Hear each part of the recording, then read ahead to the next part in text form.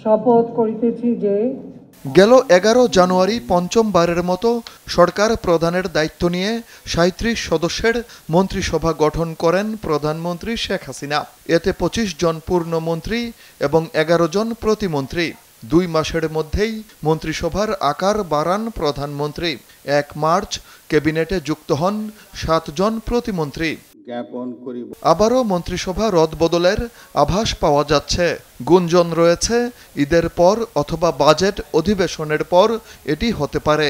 এতে বেশ কয়েকটি মন্ত্রণালয়ের মন্ত্রীর দপ্তর পরিবর্তন হতে পারে। পদোন্নতি পেতে পারেন 2-1 জন প্রতিমন্ত্রীও। মন্ত্রিসভা থেকে কেউ বাদ না পড়লেও আগের মন্ত্রিসভার কেউ কেউ ফিরতেও পারেন। আলোচনায় আছেন 14 দলের শরিক নেতারাও।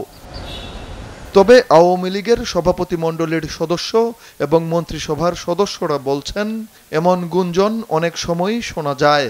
এ বিষয়ে নিশ্চিতভাবে কোনো মন্তব্য করা সম্ভব নয়, কারণ এটি একান্তই প্রধানমন্ত্রী শেখ হাসিনার এখতিয়ার। এটি একদমই মাননীয় প্রধানমন্ত্রীর ইচ্ছা অনিচ্ছার উপর নির্ভর করে। কেবল উনিই বলতে পারবে এটা বাড়ছে না কমছে, এটি আমাদের জায়গা থেকে বলার কোনো সুযোগই নেই। মন্ত্রী পরিষদের রদবদল এগুলি এক এক সময় এক একটা গুঞ্জন আসে, এগুলোর কিন্তু কোনো নির্ভরযোগ্যতা নেই। কারণ এর সমস্ত বিষয়টি হলো আমাদের পার্টির সভাপতি এবং মাননীয় প্রধানমন্ত্রী শেখ হাসিনার সিদ্ধান্ত নেবেন। উনি ভালো জানবেন কোনো পরিবর্তন কোনো প্রয়োজন হলে তিনি সিদ্ধান্ত নেবেন। আর সব কিছুই হলো আমাদের কল্পনাপ্রসূত।